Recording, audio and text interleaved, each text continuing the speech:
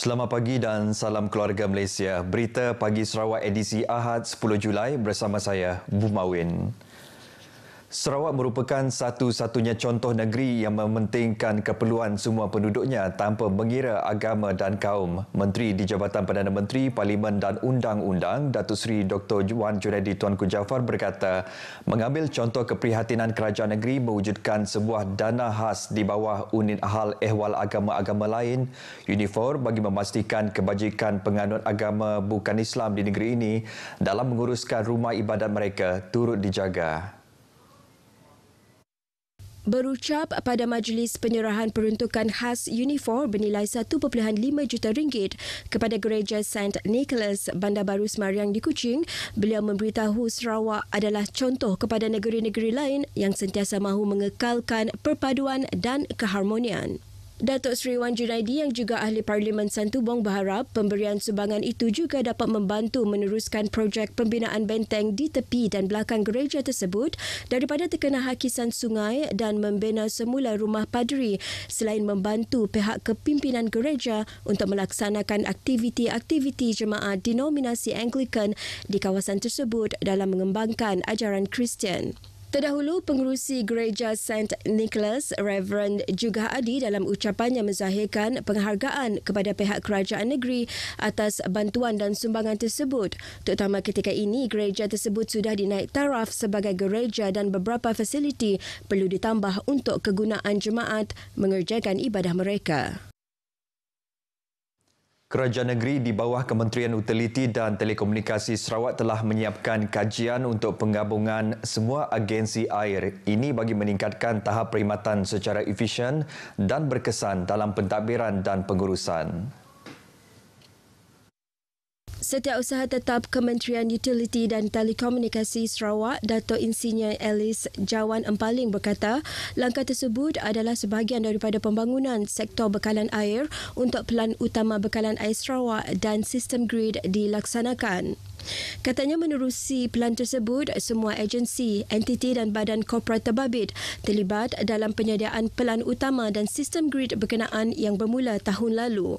Beliau berkata demikian ketika mewakili Menteri Utiliti dan Telekomunikasi Sarawak sempena ngiling bidai anjuran Lembaga Air Kawasan Utara Laku di Miri.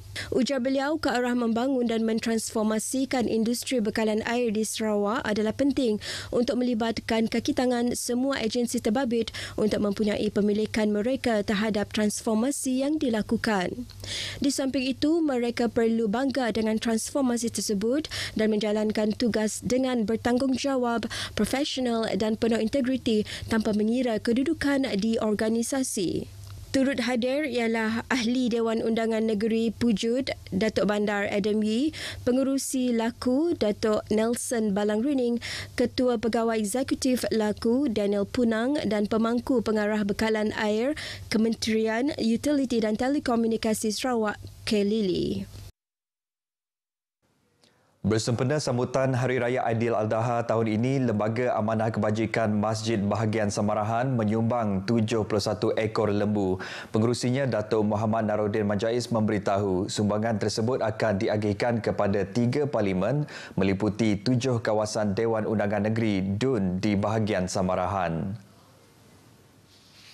Menurut beliau, DUN setakan Muara Tuang, Asajaya, Sadong Jaya, Sebuyau, Gedung dan Sebunjan masing-masing akan menerima 10 ekor lembu untuk dikorbankan bersempena sambutan Hari Raya Aidiladha tahun ini, manakala seekor lembu disumbangkan kepada Jawatankuasa Pengurusan Masjid Bahagian Samarahan.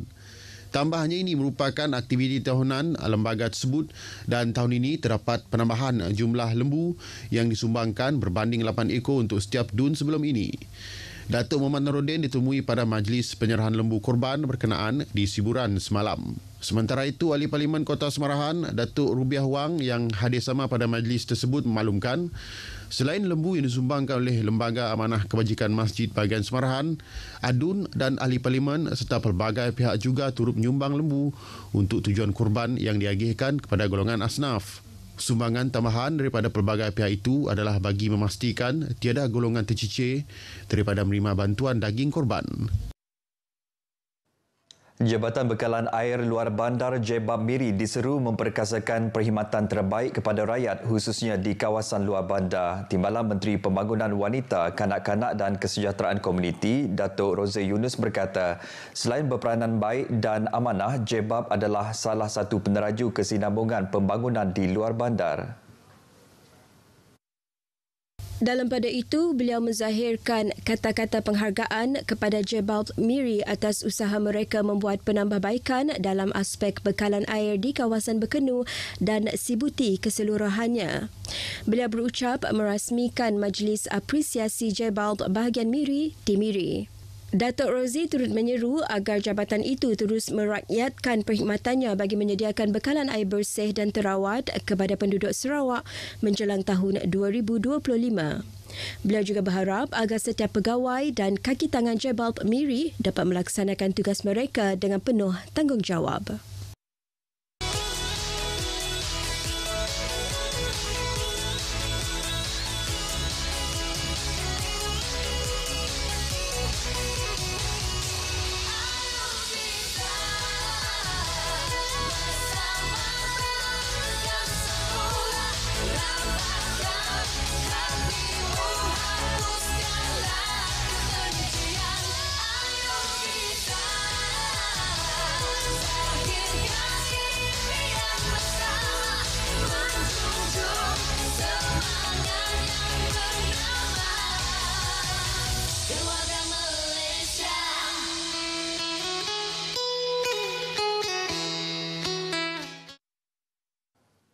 Bersua kembali.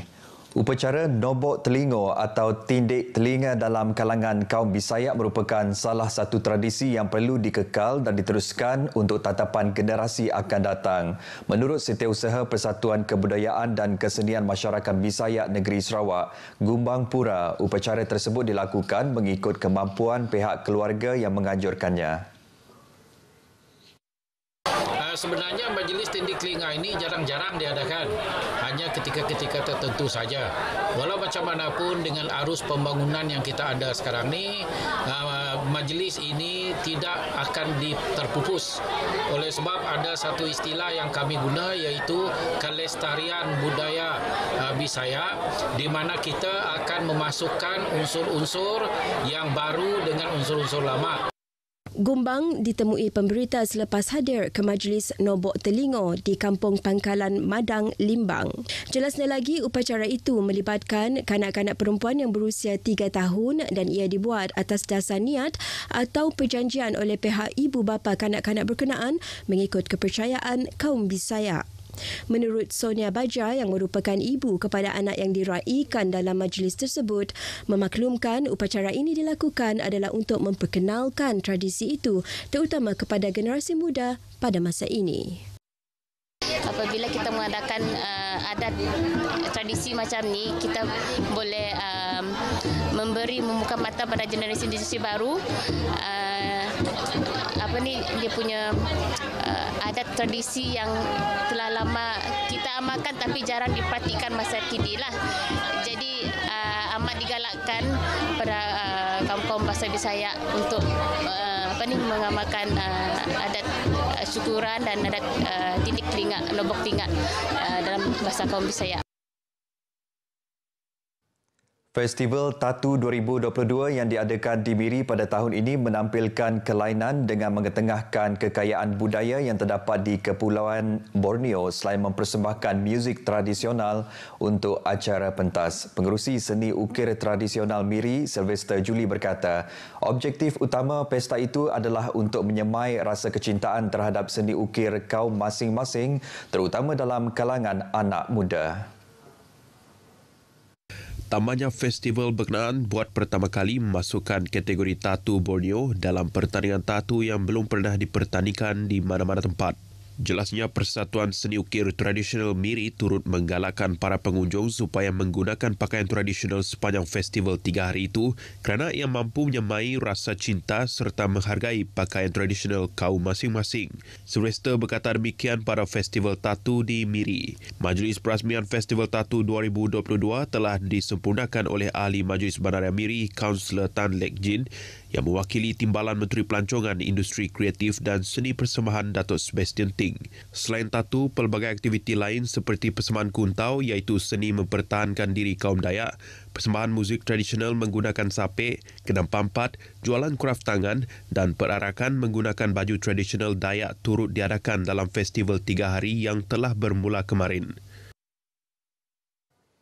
Penduduk Kuching bakal dapat menyaksikan sistem transit aliran autonomi ART kuasa hidrogen yang pertama di Kuching menjelang suku kedua tahun depan.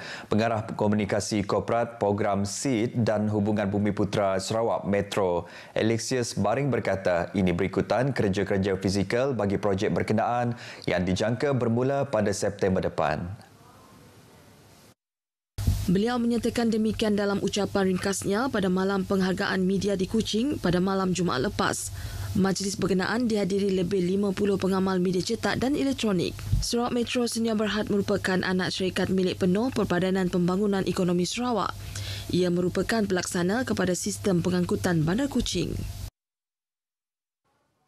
Baik saudara, sekian berita Pagi Sarawak edisi Ahad 10 Julai. Saya mewakili kru penerbitan Berita Pagi Sarawak mengucapkan selamat Hari Raya Aidil Adha kepada seluruh umat Islam. Salam keluarga Malaysia dan jumpa lagi.